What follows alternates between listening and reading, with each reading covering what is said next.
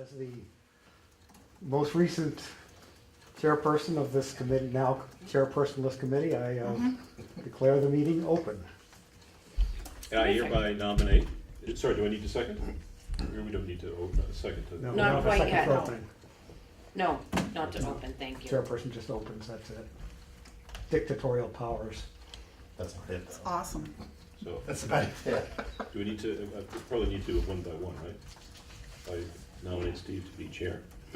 Second. Great.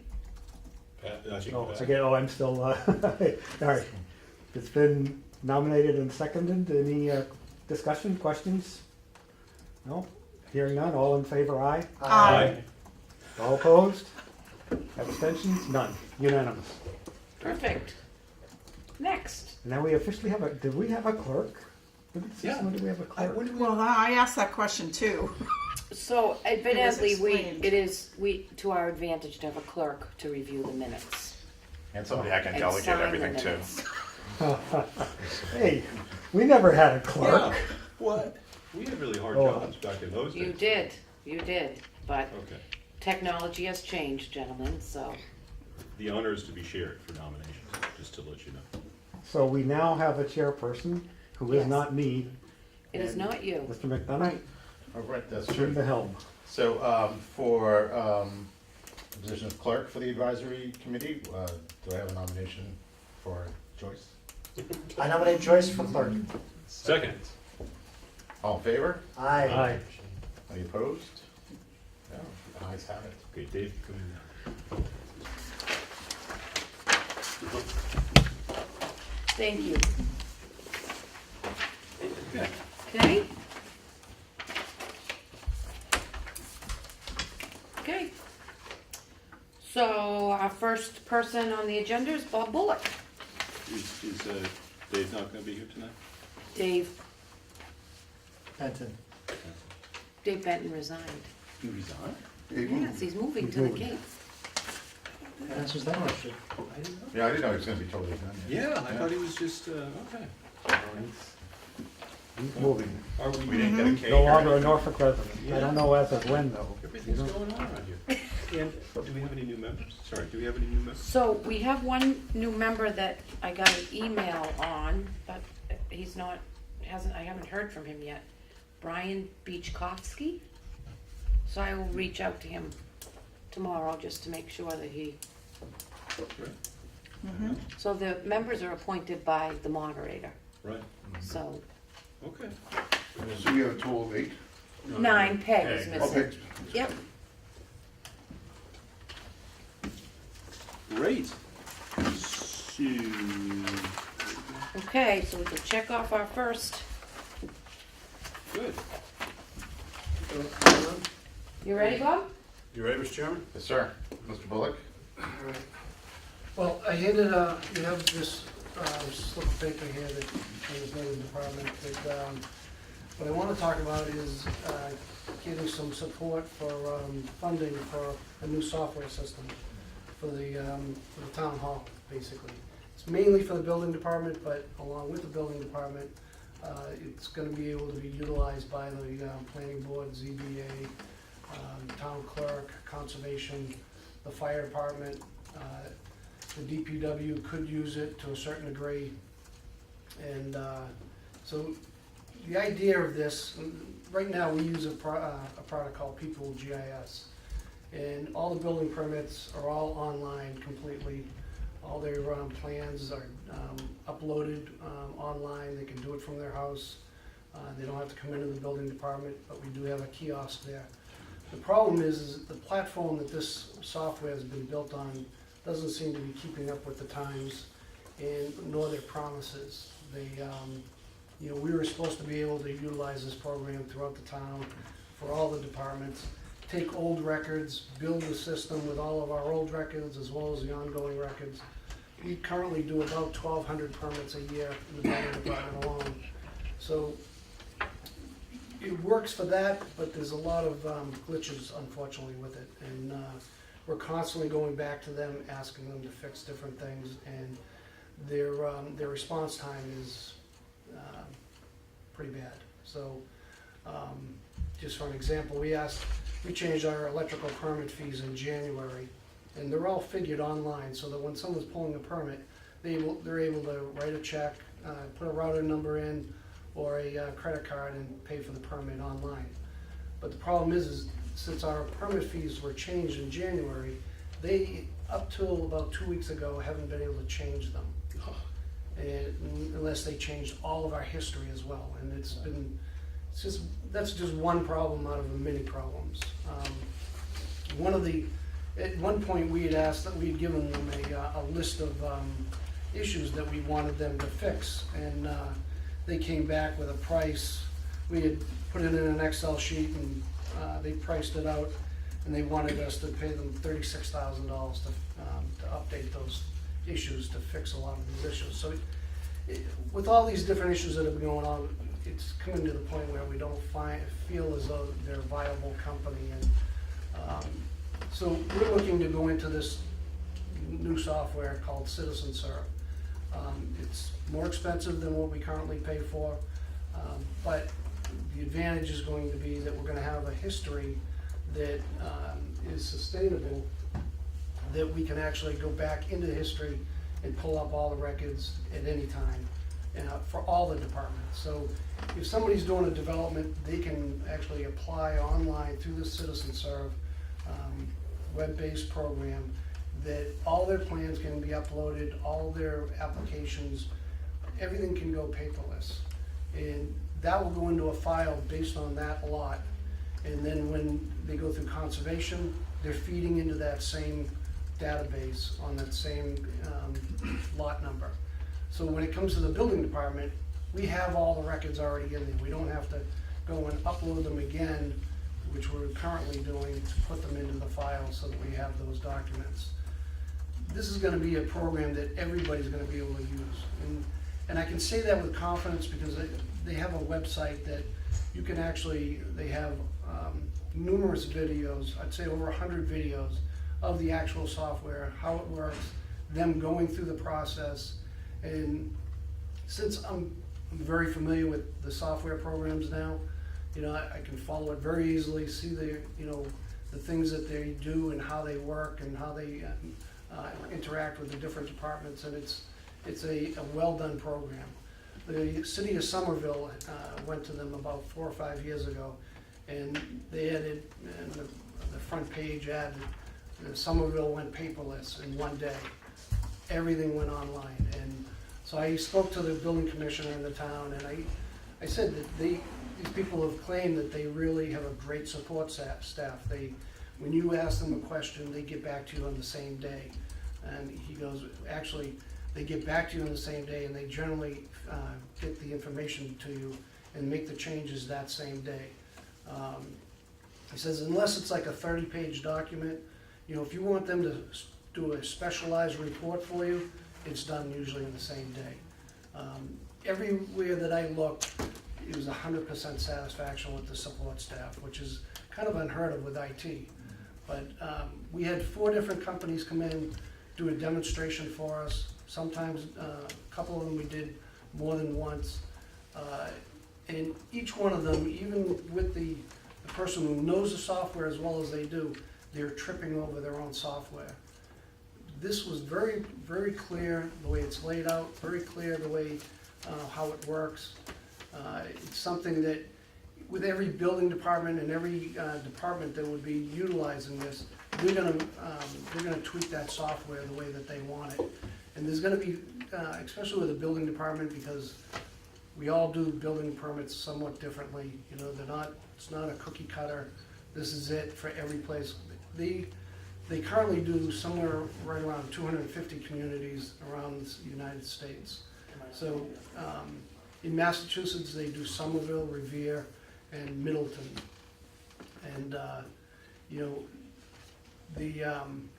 so I've gone on to these different websites and see how each one of them sets it up differently. We've been working with the town of Medway on People GIS as well for the past 3 years. Medway is going to do the same thing with us. They're going to switch over to the Citizen Serve. because they have the same frustrations and the same issues that we've found. So we've done all the demonstrations together. We've, we're actually gonna start meeting weekly to just start to lay out how we would actually put the software together. So we're looking for your support on this. Right now, what my idea is that I would like to be able to do this as soon as possible. We're hoping to be able to do it without going to town meeting, but we don't have the finances to do it without doing that. But with my department, come March, it becomes very busy, especially with the amount of building that's going on right now. During the fall and the winter, my staff can keep up to, what's going on. It gives me a little bit more time to actually, put a lot of this stuff together, because you have to put a lot of time into getting, laying out checklists that you want on this particular software. You have to lay out how you want the software to look on your webpage, and then how it kind of lays it out, where you'd have building, electrical, plumbing, gas, mechanical permits, and how those applications would all be laid out. So already going through this process with the existing software, we were really one of the first towns to go online with the completely paperless with this program, and we paid the price to a certain degree because there was so many glitches with the software, but we got through it. But the glitches aren't going away, and it's not from anything that we're doing. It's just a bad platform to begin with for the software. So we were looking at trying to do a 3/4 year with this company. There's a $9,000 setup cost with the software, and there's a $5,000 cost for taking the data that we currently have and migrating it into the software, which generally they get $10,000. They reduced it down to $5,000 because the town of Midway is gonna do it with us. So since we were using the same software, it's the same, once they figure out the calculation on how to take the existing software data and put it into the other software, it's just a matter of more data from Midway. So they reduced the cost for us on that. But so I'm looking for your support at town meeting, as well as if it doesn't pass a town meeting, would you support it financially so that we could get this done by March? Get it started now so that we can get this. It takes 2 to 3 months to get it up and running. That's their estimated time frame. So that's kind of where we're looking at, trying to get this going now during the slower period, as well as all the contractors that we have to. Every contractor, we have to teach them how to use the software again, and it's a little bit easier if you can get some of the bigger players that are pulling a lot of permits to get that understood during a slower period before, March, where we really start getting inundated with permits. So there is, I put on here the webpage. You can actually go there and watch a video. I didn't write this down, that there's a demo called Permit Overview. It's 19 minutes long. If you wanted to take a look at that, it's very clear, the way that they lay it out. It's very user-friendly for people that have never pulled a permit before, to step them through the process. And then, it kind of gives you the overview of the whole thing. So, do you have any questions, any thoughts on it? Maybe I missed it, but does it mean ongoing annual cost? It's $22,500 annual cost, and that's based on 15 people. They do it by users. All these departments are figured into that cost, and most of them are only one-person departments. So my department has 7 people that will be using it. So each person, and we have to do it just because that person goes out and does an inspection. He has to put his inspections into the system under his email address, and he has a user code to get into it, so that we know exactly who's putting the information in on each one of these. So The DPW is the anticipation for them to move in the future, or? Well, and this is one part I didn't put in here yet, but the DPW is the mapping. We have I think we have roughly 12 GIS maps that we currently use. One of them in particular, the DPW is actually building an asset-based map, which they're going around on each street, taking the signs, the hydrants, the shut-off valves for the water, the drainage, and they're making an asset map with that. So we're gonna continue to use GIS, People GIS for that for now. The idea is that once we get into Citizen Serve, we may look to another vendor for the mapping, but we weren't about to move both of them at once.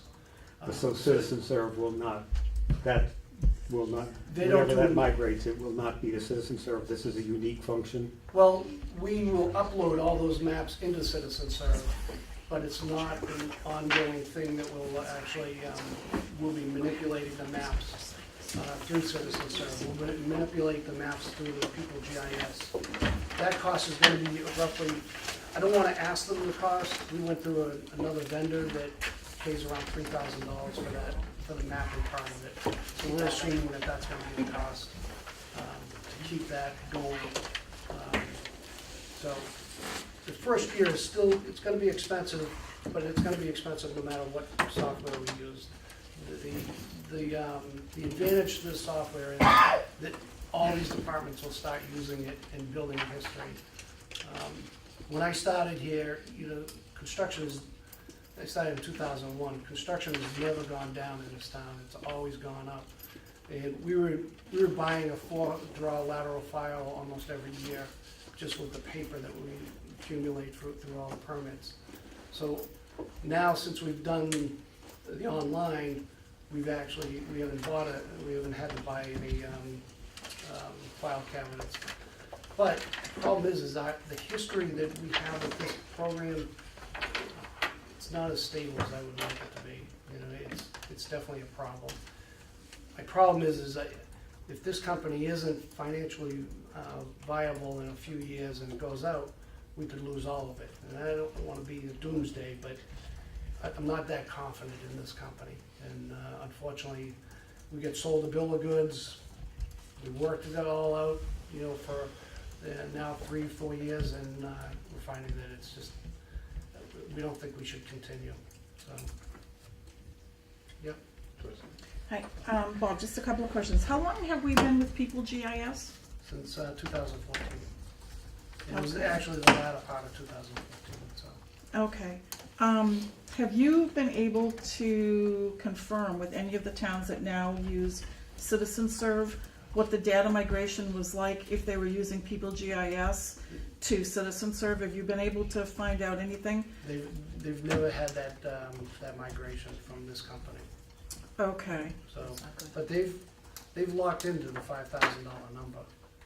The problem is you just don't know what it's gonna look like, and I kind of held that out, that if they can't migrate it properly, then we're not gonna pay them $5,000, and we'll probably do it ourselves.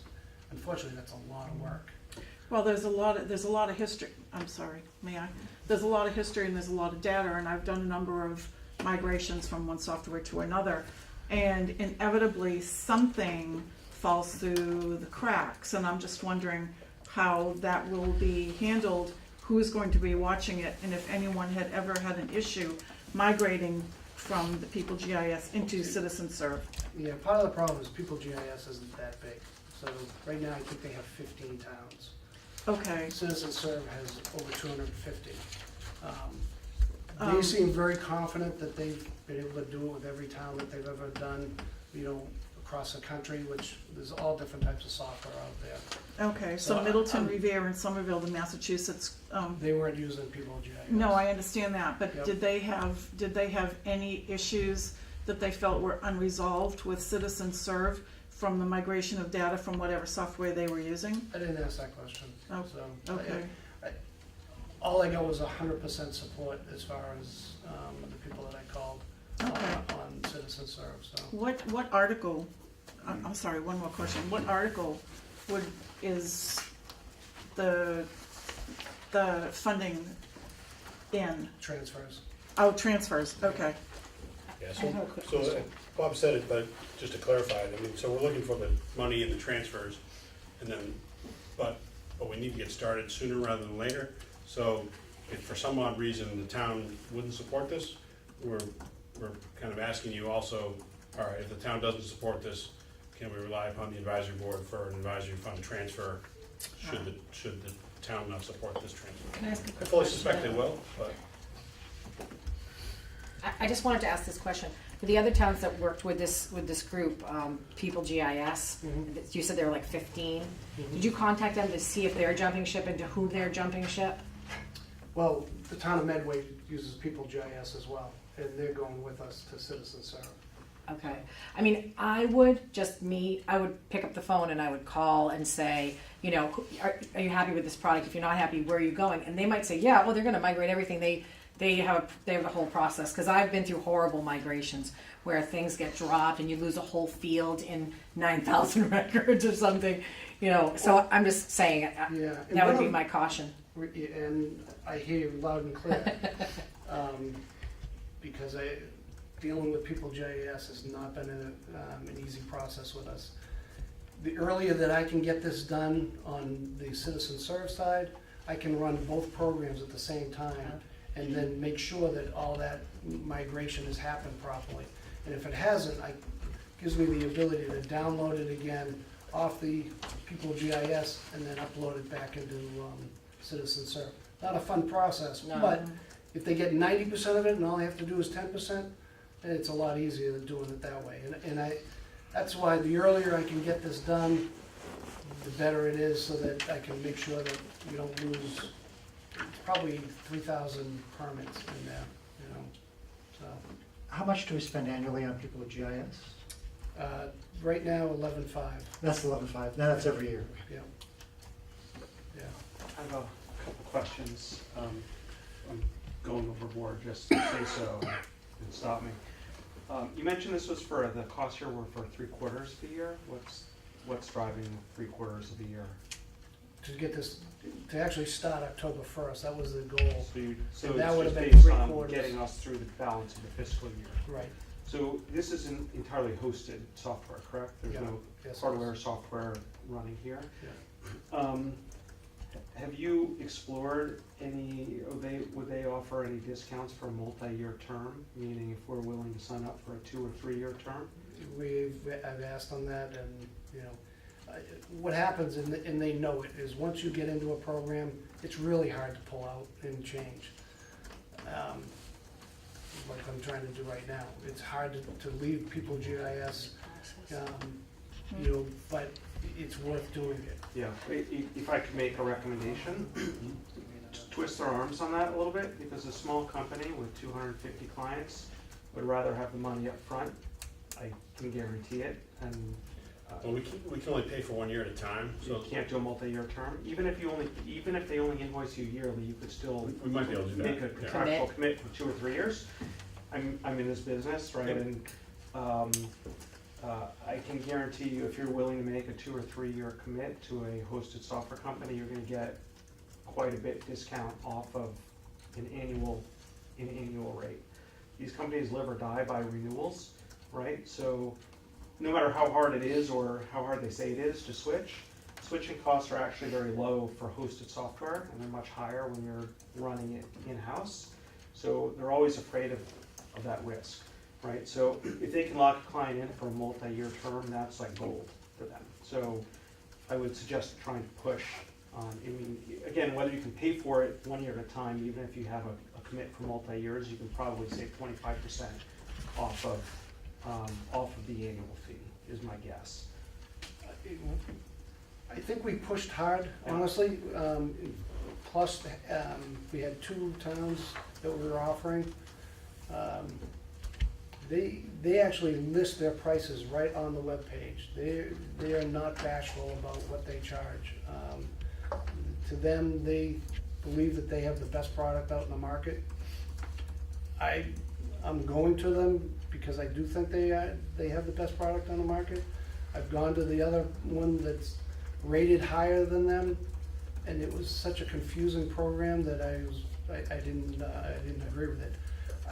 I'll try it, I don't think they're gonna move though. Okay. I'm just being honest with you. So, with that said, and I appreciate it, so the user count of 15, that extrapolates to 22.5, right? Yep. Licensing.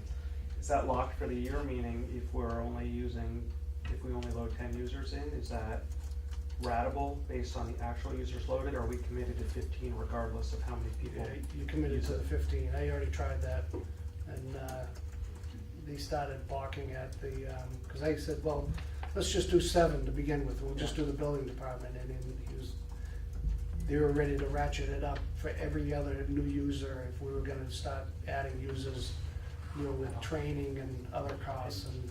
Same kind of question applies for what I would call like a POC term, right? You want to run both in parallel, so are you paying full rate for this 3-month term where you're going to be running Citizen Serve in parallel with People GIS, or would they offer any, initial term or discounted rate for that first 3 months? And we asked that too, because we said, look at, we wanna get this up and running, can we pay this, in a smaller chunk the first year and add it to, they'll add more money to the second year and balance it out more. Like, if we're paying 31 and 22, they'll split it and, go 25 each, but to me, it seemed, if we're gonna do a 3/4 year, that would reduce it somewhat for the setup fee and the data migration. And if the data migration doesn't work, then obviously I'm gonna get the $5,000 back, but we did try to negotiate it as much as we could, and they weren't budging one iota. So the next question I have is there any kind of, or what if there's not, I would recommend asking for, is some sort of clause in the agreement where they'll extract the data for you if you don't renew, right? Because mentioned it's hard to switch. Inevitably, something's going to happen, right? The company will go boom, your needs will change, the relationship may sour, anything can and will happen. The next best vendor will come The along. next best thing will come along, right? People GIS will get their act together and come back around. I would strongly recommend getting something in the agreement with Citizen Serve that will give you the right, even if there's a fee involved. I wouldn't necessarily expect it for free, but there needs to be, I would double check that you have the right to get the data extracted from their database and presented to you in the raw format. We've talked about that. Yeah. We can get it monthly, quarterly, every 6 months. They'll give it to us whenever we want it. Okay. So I've We'll already, make sure it's in the agreement. Yeah, because you don't want to be held hostage to, people will play tricks to, we're going to force you to renew with us because you'll be out on the street with no data yeah. otherwise. So I definitely recommend that in the agreement. Okay. Good. Thank you. Question about us as the backup funding. What's our pot this year? 75,000. 25, I thought we were. 75. Oh, 70? Oh, we're back up? Yep. Okay. Fat City, buddy.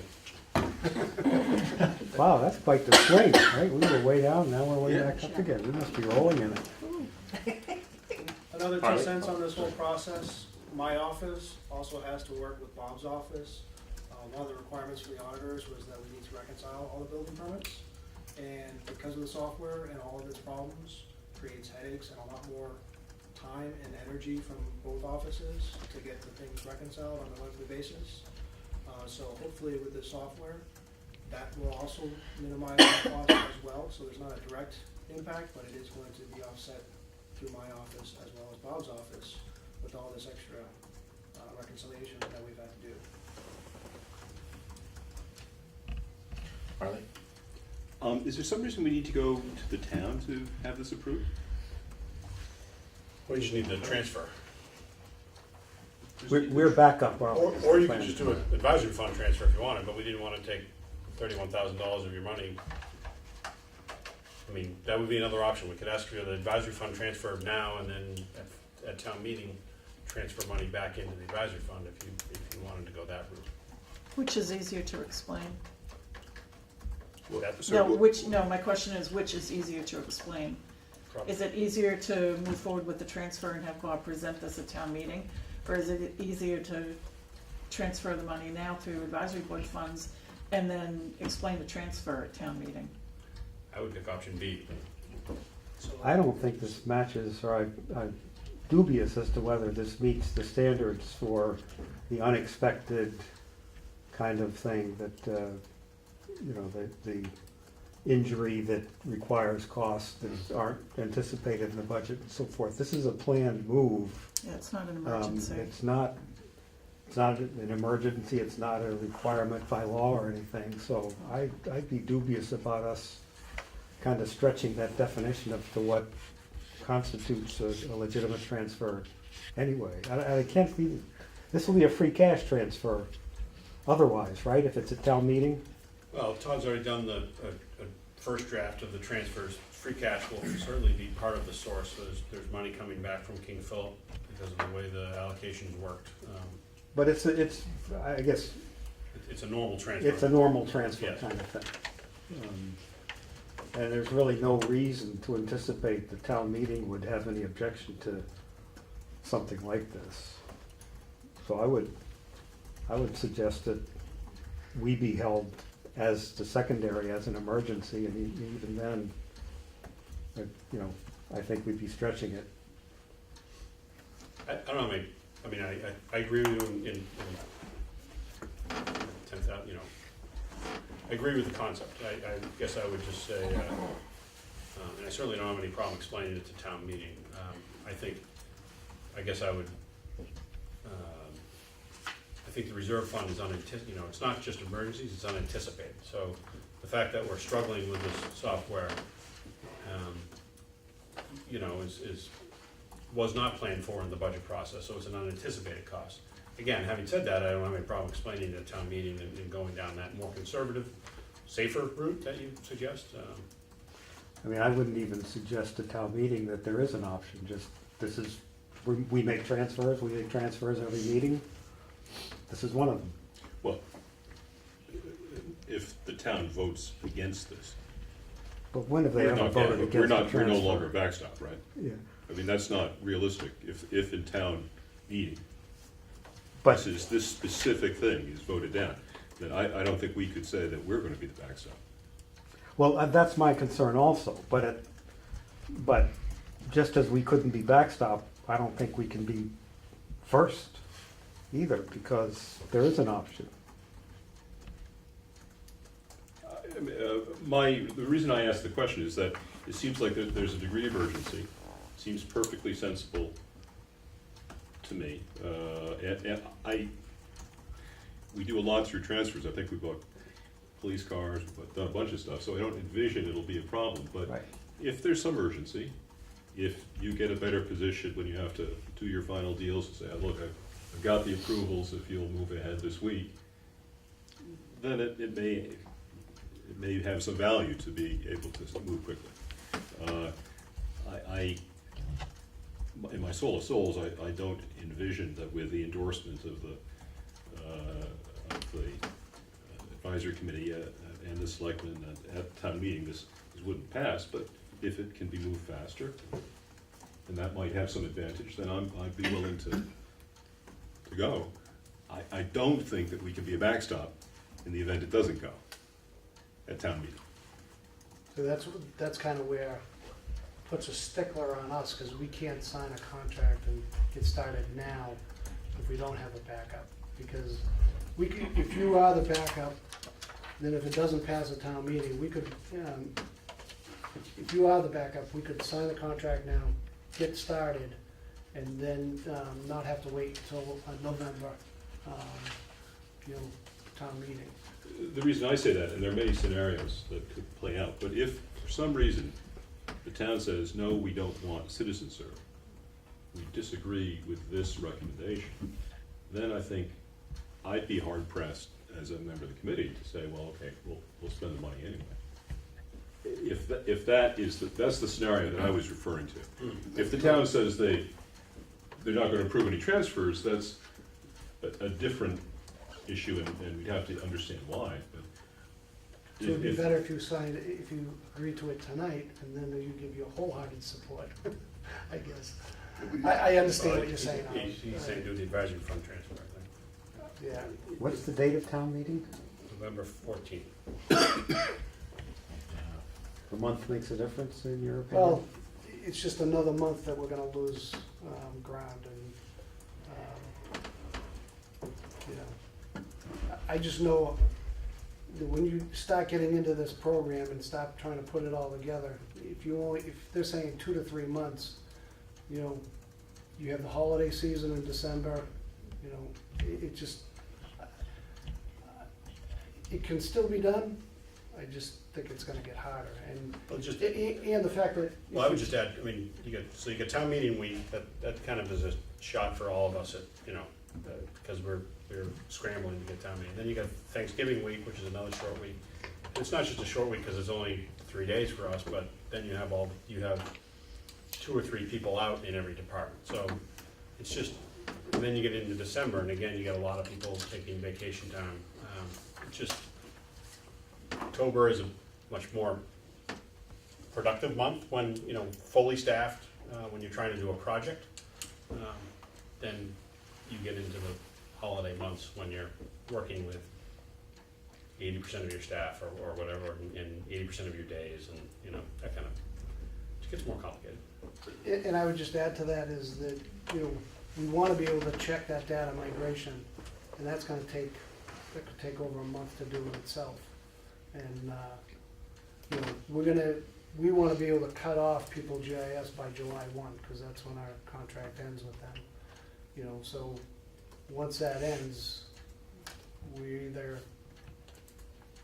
I don't think they're gonna be happy that we're leaving, so I don't know how much grace they're gonna give us as far as, you know, being able to continue to look at that and make sure that the data migration goes well, you know, so. You just don't know what you're gonna run into, that's what it comes down to. Just to clarify something in my mind, to your point, Arlie, trying to think this through, we wouldn't be going to the town, or would we? Like, okay, so in my mind, it's like, do we go to the town and do we ask them, do you guys approve citizen serve? We go to the town and we ask them, will you approve X increase in the spend? Like, if we buy a police cruiser, we don't tell them we want a Ford versus a Chevy. That's not their choice, right? It's just the increase of the net If we spend. find out transfers. Is that right or wrong? Oh, you could, sorry. We're not increasing spend, it's a transfer. So So what's the town voting on then? If this is not a net increase of spend? the town has to vote to approve to transfer money from one budget to another. Now, because we have to identify the from and to in every case, I believe it is conceivable that the meeting could object to any item on the list. But it's always been presented as a motion in it is, and I believe that because we've always gone to the pain of saying, we want to move to this account from this account. Now, I could be corrected on that, but because of that specificity, I imagine the town has the option, and I think it would be hard to object if the town chose to exercise an option to decline a particular transfer. So what I'm trying to understand is if somebody, the town is perfectly, empowered to do that, if they say no, I'm trying to understand what that means. That means that if we transfer the money from a different, I just don't understand what the meaning of, Jack can't move money from account A to B to account B means. If we can move it through other accounts, then it's fine? I mean, or is it the actual topical, that spend itself? I don't. So I think I'm going to repeat what Arlie said, but maybe just a little differently. So in the transfer article, we say we're going to transfer from A, B, and C, and we're going to transfer to D, E, and F. And we give a very cursory explanation as to, we're moving to these 3 accounts because, the ambulance billing account was low. So there's not a, versus if we did it as a capital article, and we would really, we would talk more about, this is the Ford F-150 we're gonna buy for the DPW, it's gonna be 4-wheel drive, et cetera, et cetera. So So whether or not somebody, you know, and again, in 10 years, at least now, I think, nobody's questioned really a transfer. So I don't see this as a I don't high remember risk. one. What's that? But somebody could say, you know, I want more information about that line item in the transfers. And, you know, either Arlie or whoever's doing the transfers or one of us would stand up and I guess give more information. And that person would still have to carry enough votes with them to object. Yep. I think the odds of it being turned down are slim. Yeah. However, Almost zero.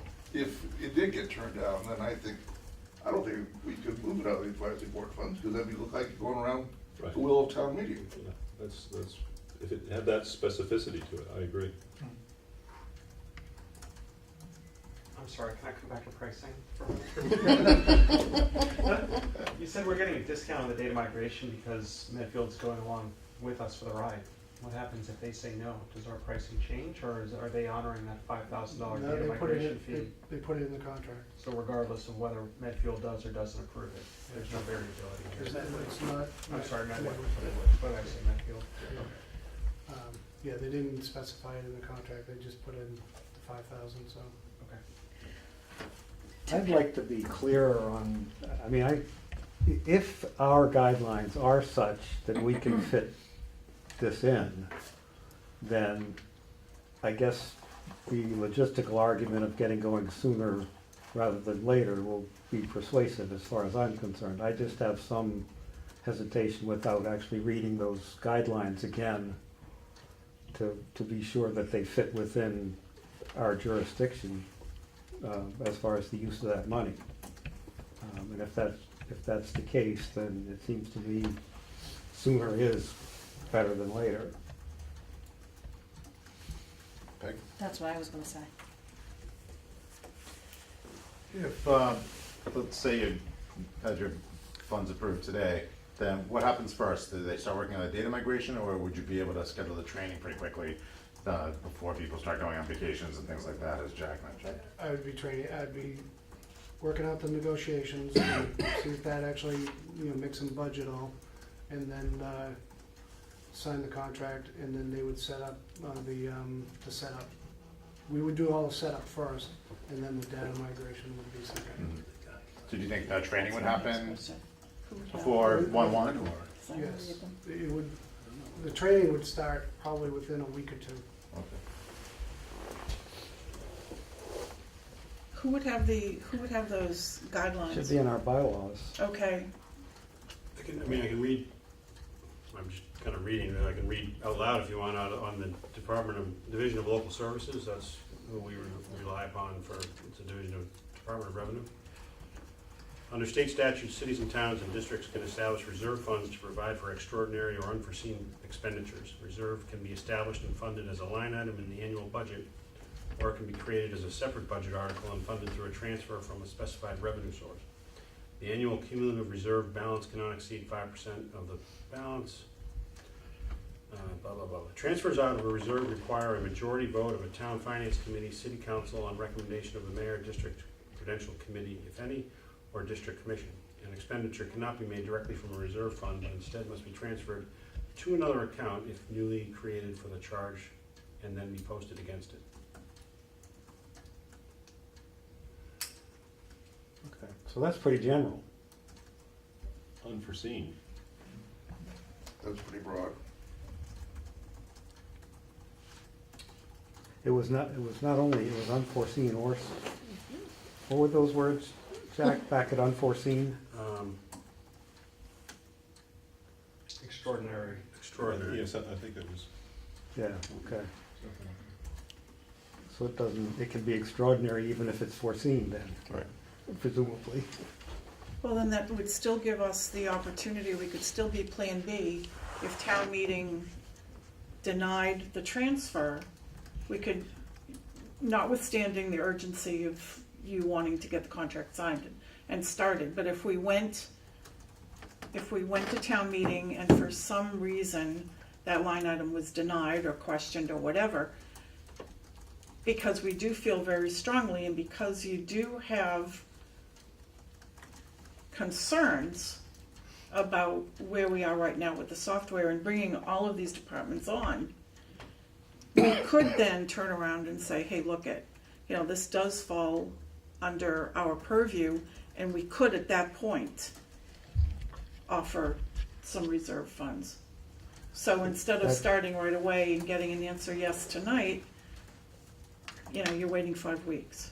But that's the month Bob doesn't want to spend because of the getting into Yeah, well, year-end stuff and so forth. Because otherwise, yeah, I think it's zero risk of waiting for town meeting to approve this transfer, because when have they ever declined one? But it cost you your month, and that matters to you.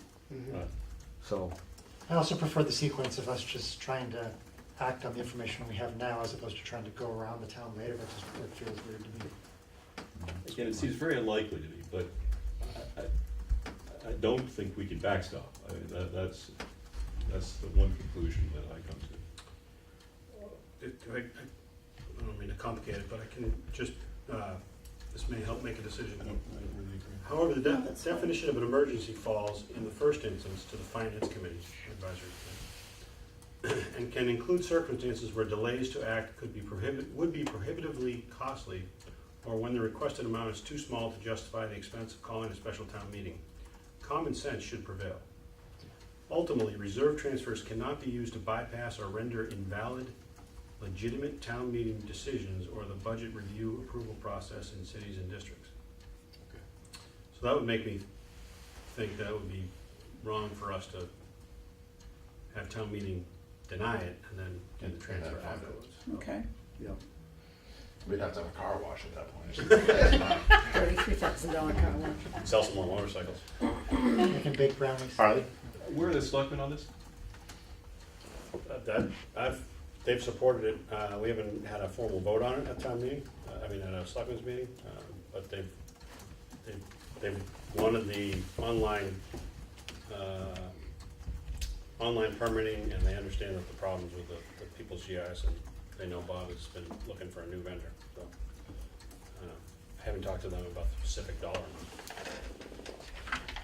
And you are gonna save, sorry, do you want one more? Sure. You are gonna save the $800 we currently spend on the LL data program. The only thing that gives me pause is that you don't know how much it's gonna cost to continue with People GIS for the mapping capabilities. I know you said someone else was 3K, but you know, without knowing what's in your contract with People GIS, you may or may not be able to reduce the functionality and pay less. Like I would advise you to double check on what that fee will actually be if you wanna continue using a portion of it after you move the rest off. Yeah. Because if you get stuck with the full $11,500 bill to continue using the mapping, you're, Yeah, we do have a consultant who is very good with the data migration, and we've been working with him, and he's comfortable that we can very easily, he can do it. You know, and our IT guy can just pull the data, the assessors and the DPW data, he can pull it off of our system today. well, I'm less concerned with that as much as like, Right. because what I heard is you actually don't know what the new licensing costs will be. Right, So if they come back and say, yep, it's gonna cost you $11,500 to continue using just the mapping. Well, he took he got the price off of a town that just signed up for them to do that mapping. And it was actually, it was between 2,500 and 3,000, so I just put the 3,000 down. we'll get that signed in before we sign the other deal. So does CitizenServe does not provide the GIS mapping capability? Is that why everything They cannot take your move to- maps and they incorporate them into the software, but they don't They don't help. manipulate the software. Those. What happens is, when there's a subdivision done, a lot is broken up into a bunch of lots. That's done through, goes through the planning board, then the assessors send it to this IT individual that's actually helping people, they're independent, but they work off of People GIS system. Because People GIS, again, was failing and wasn't getting the mapping done, so, you know, that's why we were even looking at that, to change that vendor. It was just a matter of not doing it all at once, utilizing this first step, so. Any other comments or questions, Harley? One more question. Bob has the advantage of being a first up here. Jack is in your opinion, and is there are there any more urgent requests that we simply haven't heard yet? Just because Bob was, like I said, the most enthusiastic, but, No, sir. Check with my esteemed colleague. Can I just say one more? If you, I know I'm trying to push this a little bit, but if you voted tonight to approve it, kind of Arlie's point, if it doesn't for some, I mean, I don't see it not passing at town meeting, but if for some reason it didn't pass at town meeting, I think it would be harder for you to say, okay, I'll fund it at that point. Whereas if you fund it tonight, it's done, you believe that based on the presentation, you know, what we're telling you is, you know, accurate and that it's the best thing for the town, you're making the decision that, you know, along with us, that this is the right thing to do. Well, what Jack just read indicates that we could not. I mean, if town meeting declined it, we cannot override the will of town meeting, so. my common sense, you That, you know, if town meeting denies it, then it's dead, period. Thank you. Would it be appropriate and fair to ask you to go out and answer the questions that Jonathan brought up and several other questions that came up about migration and the $11,000 potential cost for keeping the mapping services? Would it be appropriate to do that and come back next week with those answers so we could consider it again since we are meeting next week? Is that something that could happen? I mean, I could do that. I mean, you know, could and lose talk 1 to- week as opposed to 5. Yep. I think, the only problem with this is that I don't really like calling people GIS to get a price from them, you know, in the midst of saying, we're leaving you, until we have that other program up and running. And then, I don't trust the guy, honestly.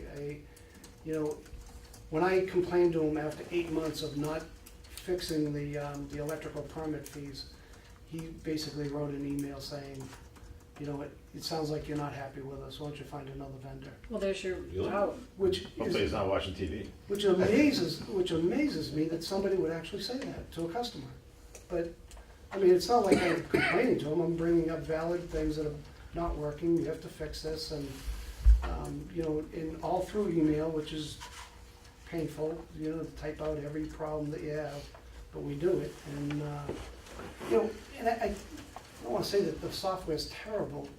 He brought it, you know, to the 60-yard line, but he's not finishing it to the end zone, and that's the problem. And, you know, we can't live on a software that's borderline at this point. To Jonathan's point earlier, so let's say people JS came back and said, oh, well, even though you only need this small little part of our software, we're still gonna charge you the full 11,500. Then, if that did happen, is there another vendor that you've identified? I think that's the route I would actually go. There's another company that we were looking at that, to do our mapping, and I could call them and get a price from them, and that way that would be our backup, I guess. It sounds like People GIS is not that great to work with, so maybe just get rid of them all entirely. The sooner the better. That would be my goal, but, just because of, you know, what's transpired. Well, I so think- what about the idea of coming back next week? Yeah, I mean, I think it might be interesting to have that little tidbit of info Yeah. too, because what if it's, maybe we should, after you get that information, we could talk next week about, maybe everything should move it. At once. It's a little bit more than you're asking for, but would it make sense to even kick that around? If you're gonna pay, you know, 3,000 or something to, people GIS, if there's a better alternative for the mapping part, but you know better than us. Well, if I'm understanding correctly, if People GIS wants to stick us with the entire bill, that creates a new problem. That doesn't change our desire to go forward with Citizen Serve. So I'm not sure waiting, I don't want to over-constrain the problem. Like, these guys are trying to solve problem A, then we also have the exit from the legacy system, which is problem B. Problem B may get worse, we hope it's not going to, but even if that explodes, that doesn't really change track A. Good point. So I'm happy to move sooner rather than later, just personally. Okay. One last question. If we vote on this tonight and we approve the funding out of our reserve, during the transfer portion of this warrant article, Are we gonna get that reserve money back through the transfer If you article? would like it, we would be happy to. Hey, Not a penny it more, helps make my decision. Why? but not a penny more. That's all right. Not a penny more. That's all right. No It's interest. just a thought. All right. And do you have the actual amount that's needed? 30,875. Okay, that's it, got it, thank you. Somebody propose a motion, and then we can, well, we might need two motions. What would we need, two motions? I'm new at this, so I need some help. So, need a A motion to transfer motion to money from transfer the emergency sum of, funds. right, from, the sum of $30,875. Okay, so I move that we transfer $30,875 from the advisory board emergency fund into What, Yeah, where's it IT going? budget, free cash. the IT budget? is that what you're looking at? Information technology. into the IT budget. Second. All in favor? Could we have discussion? Great discussion. I'm sorry. It just, in the off chance that you can give them a call tomorrow and say, hey, look, if you guys move quickly, the town is, so they're prepared to move quickly if you're willing to do something more. Should we say not to exceed? Not to exceed. Is that, can we, That sounds, yeah, good, excellent idea, not to exceed. can we help? Okay. And we have, Any and discussion? Second, no. now we're discussion. That was my question, and so you accept the modification of the motion, it's a friendly, Yes, Yes, yep. So, all right, so the motion then is to transfer from the advisory emergency fund over to the IT budget, an amount not to exceed $30,875. Right? We don't need more discussion, right? So, all in favor? Aye. Aye. Opposed? No? Any abstentions?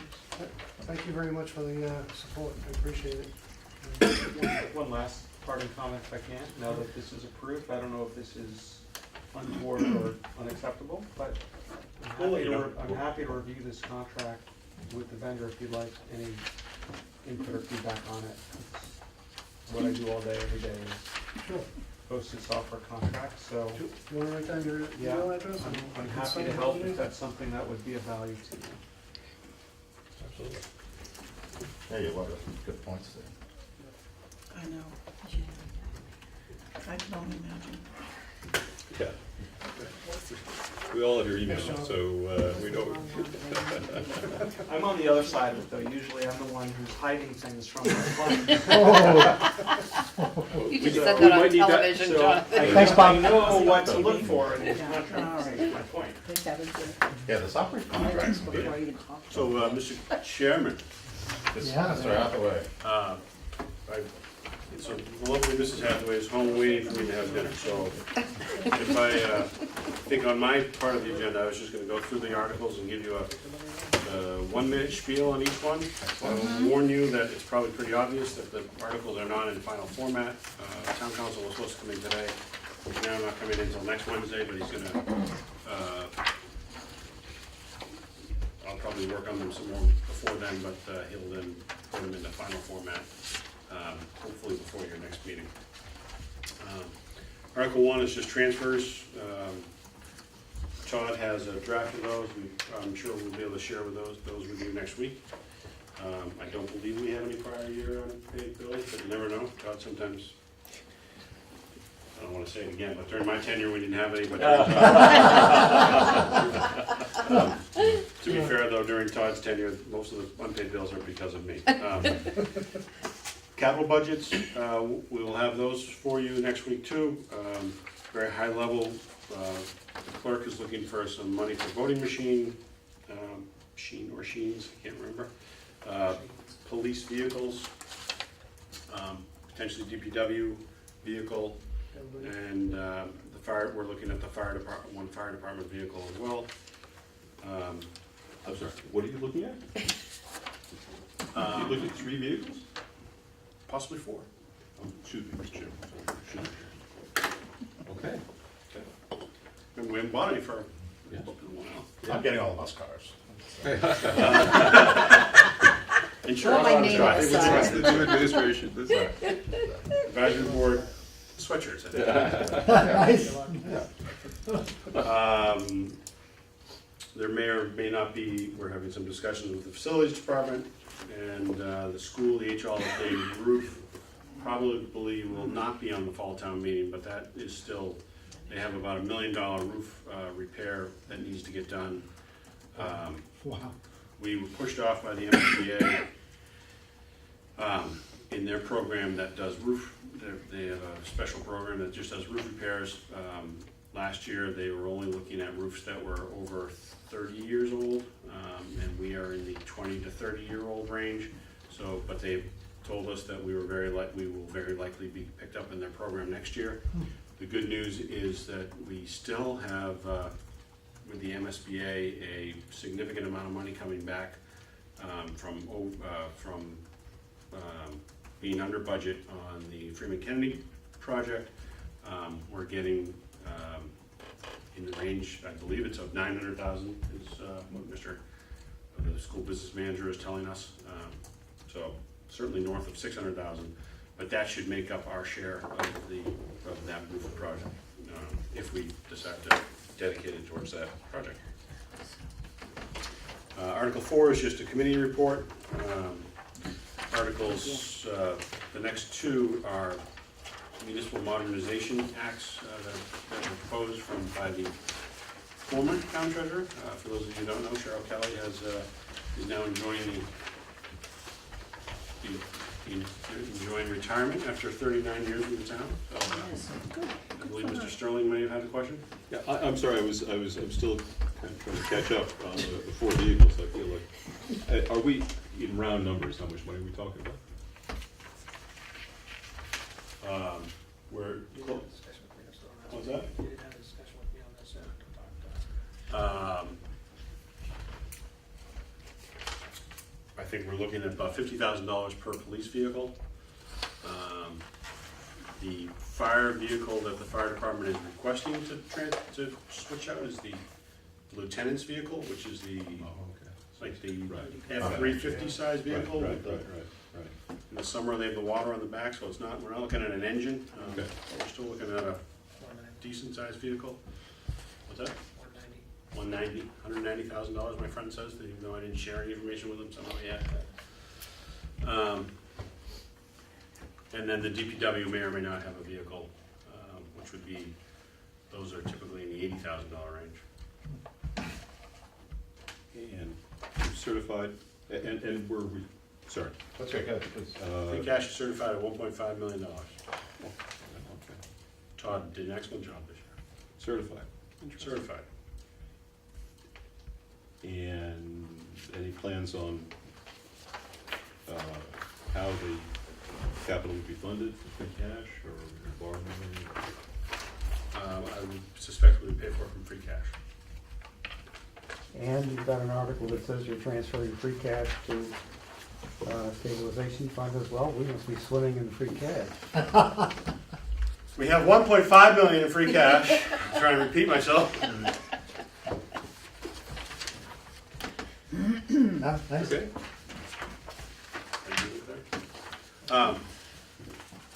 So the two submitted by the town treasurer, I think we might want to have the new town treasurer come in and explain those, but it's to allow us to better control unpaid bills from particularly developers and get them into a process where we can deny permits if they still owe us other money. The next one, the long one submitted by the planning board, is to accept some public roads. These are up on Keeney Pond, Mr. Weddleton's roads, the Weddleton development. Those have been recently paved, and we'd love to get those onto our inventory. The town clerk has submitted an article that would make the town clerk's position an appointed position. She would be happy to come speak to the advisory board about that if you would like. Did we do this one before? Yeah, did we vote on this? At least once. Right. Possibly Didn't it flip twice. like years ago? Like- Yeah, Yeah. It actually was at town meeting, remember? yeah, yeah, yeah. Talked about the trend being towards appointed versus elected. Versus elected. I think the prior town clerk was not in favor of it, That's true, and this Yeah. town clerk is in favor of it. yeah, Mm-hmm. Yeah, There were issues there, if I Yeah. remember it. Yep. yeah, I remember it well. True.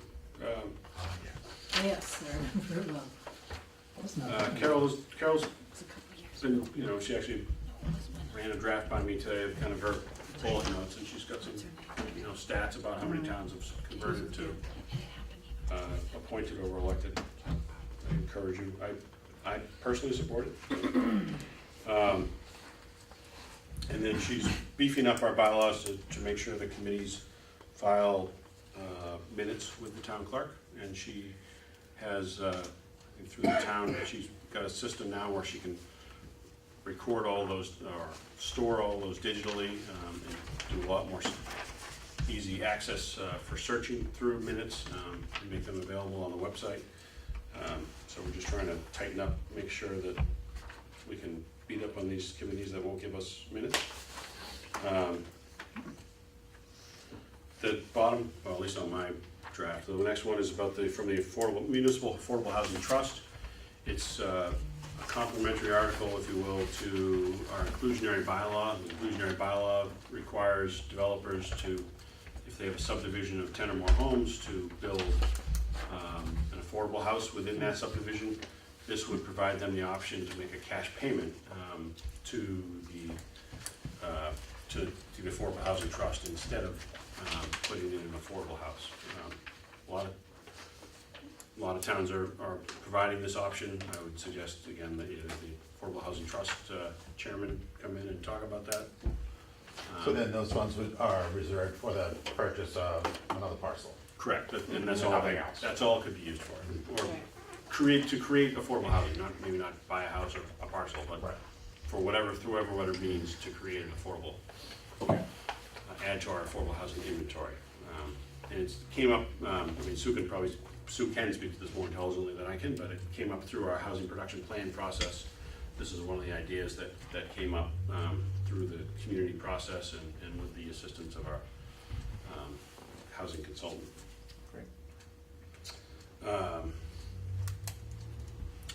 The next one is a petition article to adopt the stretch code, and before you ask, yes, we've done this as well before, yes, before. indeed. Got turned down, right? Yeah. Twice, Failed to do yeah. this Twice. before, yes. Um, Quick question, I don't recall this, why did it get turned down and why would it be different this time? Well, it's by petition this time, so it's being brought forward. I think, you know, the people in the Energy Committee started the petition. Yeah. So they are eager to see it, and it's not all the same people in the Energy Committee. They've been rejuvenated with people, and they are eager to see this pass. This is one of the 5 elements of becoming a green community. We've adopted a lot of the other parts, like buying fuel-efficient cars for non-public safety purposes. We've certainly looked at, we've done, I don't know if this room includes it, but we've done a lot of LED lighting. What's that? All over. Yeah, all in the whole town, and then in the streetlights outside as well. We've done a lot of LED work, so at least the administration, we're certainly not opposed to the concept.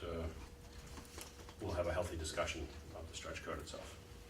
If I remember right, one of the issues when I got turned down was, and I don't know, you didn't see it in here, it also wasn't just for total new homes, it was if you were, I think it was 25% of an addition to a home, that had to be, that was a big issue, if I remember right. Yeah, and I mean, Bob, And that has changed now. Now it's just dealing with new homes. Unless it's such a substantial renovation that essentially you're doing a new home. So, so that has, that's one big aspect that's out. It's just, I mean, I always look at it that the code today is very stringent as far as getting houses tight. The stretch code is gonna make it 10% harder, you know? So it goes to a different method. Now everything's based on our HERS rating, and everybody would have to hire a HERS rater and that HERS rater would score the houses, and the score, I believe, is 55 that they would have to hit. And 55 is very difficult to hit, I think so. so.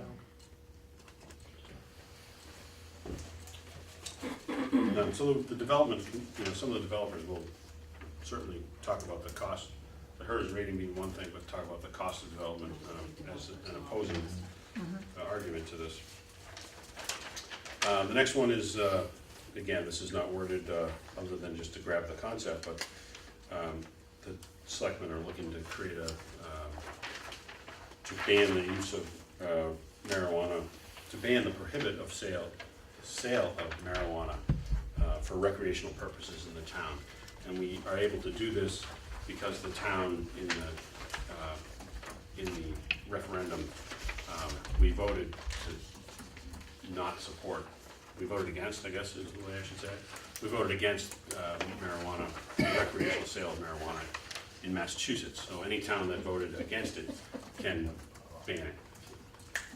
Easy for me to say. I get hangry. On the next page, we talk about the selectmen are now, again,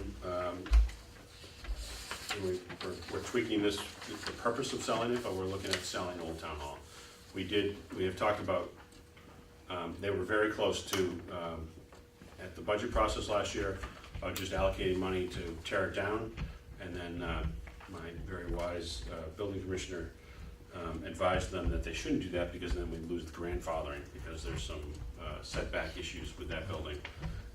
So from the Wetlands and the River Act. So what we're trying to, we did, the selectmen at one point went to the Community Preservation Committee and talked about, whether or not we want to go through the process that Holliston or Needham went through and put money into restoring the building and possibly using it for something like Old Town Hall, meeting rooms. I think at this point they're just, it's a safety concern, it's a fire hazard, and they're looking to just, we can probably sell it, and then the article could include, or the motion could include, dedicating those funds for a specific purpose. One of those things is a recreation building. Certainly there could be many other, affordable housing could be another option, or just have the money returned to the general fund. Really add something to that? You can write a motion that dedicates the use of funds? Sorry? You can make a motion more restrictive than a warrant article. You just, Okay. In selling the Old Town Hall, we're not selling the parking lot with it. We're only, we chunked out exactly what the zoning requirement is. And we put we actually had it parked on the right-hand side of the building, and was able to put a parking lot on the right-hand side of the building. So it could be utilized for businesses, lawyer's office, dentist office, and have a small parking lot on the right-hand side, along with the septic system. 'Cause right now, the septic system's pretty much in failure, so. The concern the last time this came up was this was apparently they realized this was the last piece of town property out there, kind of, and that if we needed to build a new building sometime, does that ring any bells? I seem to remember that. there definitely was that discussion, and I think that kind of the realization in what we can't tear it down and build, the building. I mean, I'm not even sure what that building would be, because we don't really have a need for it right now. Although I will tell you, the school is coming, we've had a lot of discussions with the school about they're starting to get crowded again. But it's not the space that could hold any significant number of classrooms, so it's not good enough for that use. But I can't, we've kind of racked our brains, what other than just having a building that would hold some meeting rooms, and they wouldn't be super big, but that would be one use. But I can't think of any other. Fortunately, we have a pretty, senior center in a good place. DPW probably could use a little more room, but I don't think we'd want to have another whole building. We could do something down there. This building, I think we're pretty comfortable for the next 10, 20 years. We've already solved the public safety problems, so You know, I think they wanna selectmen realize they can get a pretty significant amount of money out of that if they sell it for commercial use.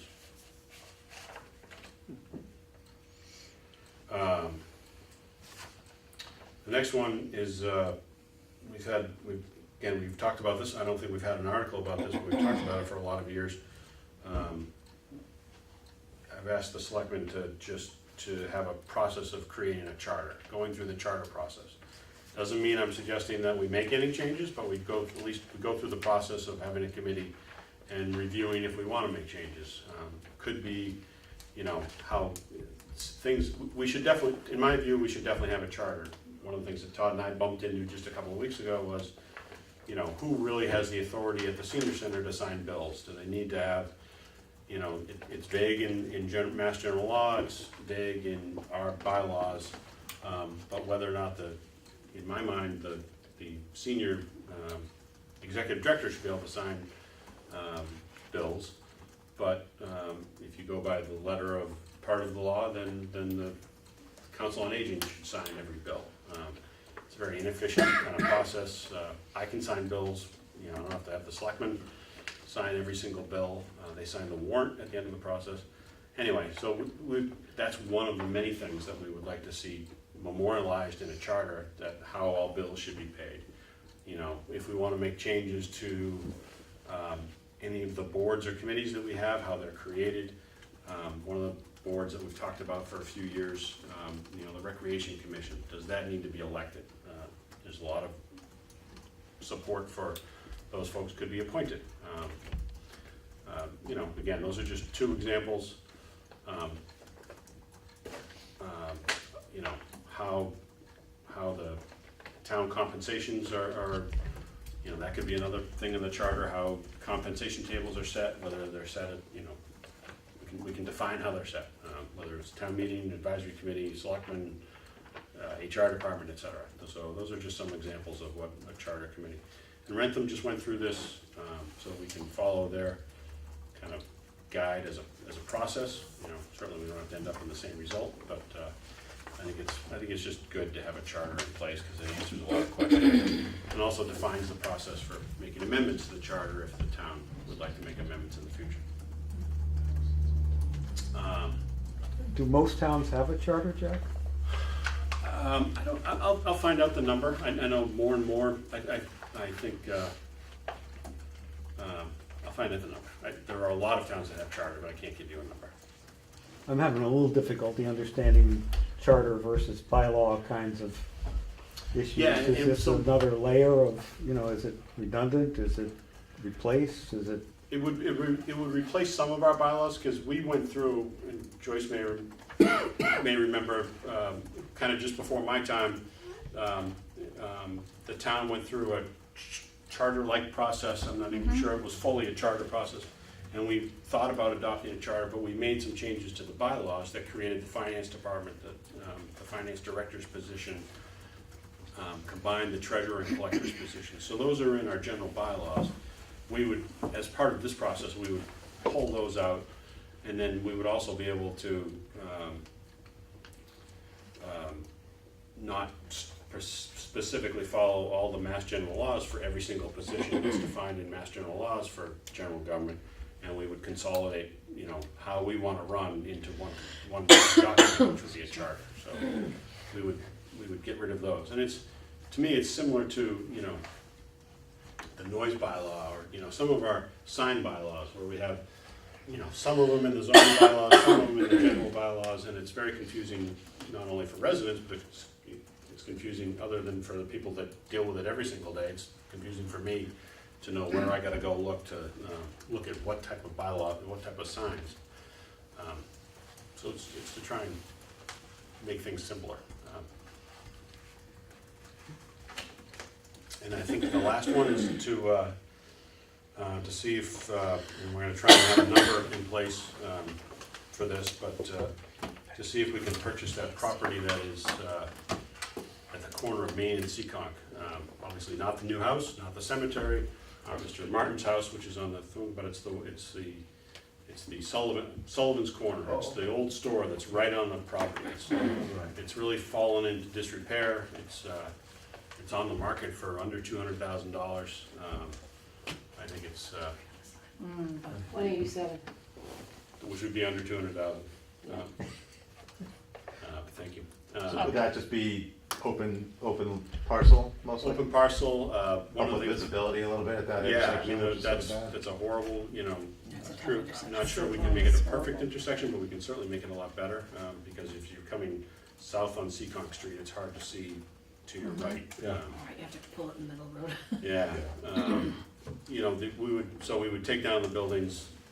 Bob McGee has talked about potentially, you know, putting a shed there for lawn equipment for the cemetery. We'd obviously do something that was in good taste for the neighbors and look nice and be back away from the road, both roads. How much land is there? I don't know, it's a lot, it's a half acre. Half. Yeah, I'd say even a quarter acre maybe. That's my story, stick with it. Thank you. Any questions or comments on any of the articles?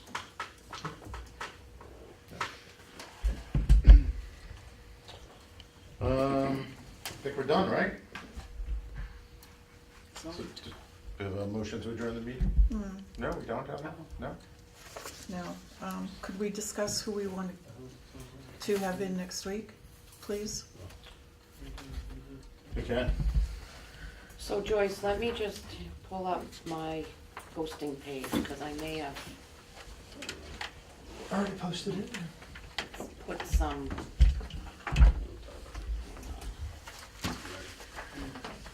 See who we have. Details on it. Nope, it is not, it's plain. Okay. I have a strange, before you go, I have a strange, maybe Bob might be able to answer this. Is there, a way, if any of us wanted to, that we could go to just for a little tour of the Old Town Hall? I've never really been over there, but I feel like $15? $15, maybe make it haunted. I was gonna maybe say, even- now make it for haunted, yeah. Halloween. So, Sure. all right, thanks. Just give us a call. Interesting. Must have a lot of time in your hands there, Chairman. Yeah, it'd be interesting. I've never seen that. Seems like it'd be easier to have the discussion if you had a Trade the basement. sense of. Classic. New opening on the advisory board. Practicing Never preschool. came back. Thanks, guys. Thanks. Bye. Did you want to see the one? I do. Yeah, who would you like to have invite next week? I'd like to hear more about the Municipal Modernization Act. So that's the because treasurer, That's the treasurer. okay, I perused that this afternoon, yeah, and Pretty detailed. I'm stymied, so that would help. Obviously, the town clerk, yeah, I'd like Carol to come in. okay, I think probably we need some discussion about the cash contribution and the yeah, that, affordable. I'll check with Jim, but that's something that I can speak to as well if Jim Right. can't make it, so, On the housing So- trust. yeah, because we just completed our HPP plan, so, I can definitely speak to that as well. Think that's enough, Madam Clerk, or should we? It's three. That is three. And then Becky invite wants the to stretch, Yeah, the stretch code petitioners for the 18th. Have other groups had hearing or meetings on that yet, I wonder? So, That's just something I don't want to On get the ahead of stretch code? everybody else. it's a petition article. Oh, right, so they're bypassing all that. Right. Bring it So I on. just think that, you know, we should continue maybe to do what Pat and Dave have done in the past, which is allow them a 15-minute presentation and then a 15-minute, Like we did Question with and the answer. noise. Yeah. exactly, Yeah. because it just keeps Yep. it, And that's the energy. So then for the 18th, yes. And then my hope is that for the 18th, because it's kind of a small warrant, we can go through, vote, and then assign the articles, and We'll then. we'll have the capital stuff then too? Yes, Jack is expecting to have the capital next week, so Jack will be back next week too, but I think that Carol, Anne Marie, and the Those will be municipal articles should be all pretty short, Joyce. correct. Okay. Yeah, I'd just like to hear from them. Yeah. Did the Personally. deadline pass for petitions?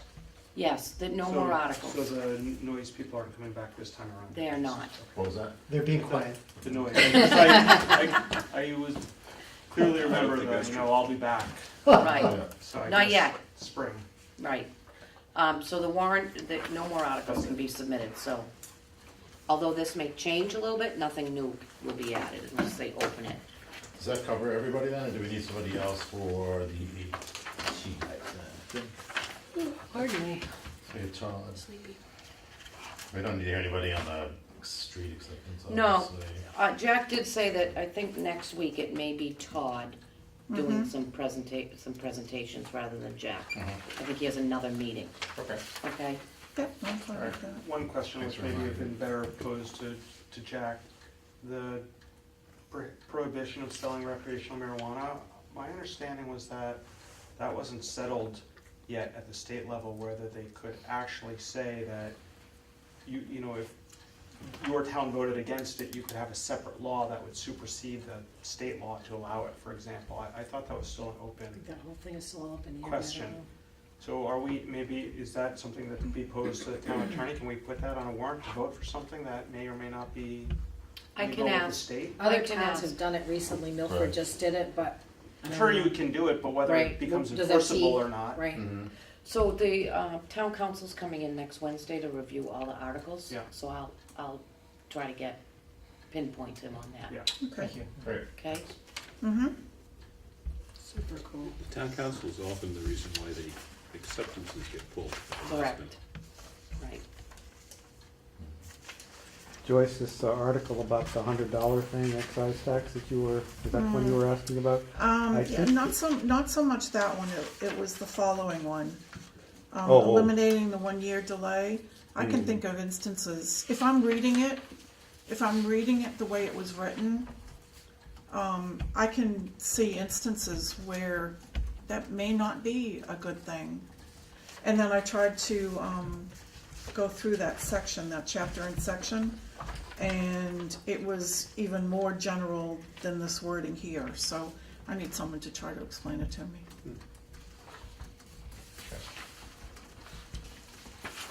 All right, anything else? Anyone? No? I move to adjourn. Second. All in favor? Aye. Any opposed? I didn't think so. All right, good to see everybody. Thank you very much, Mr. Chair.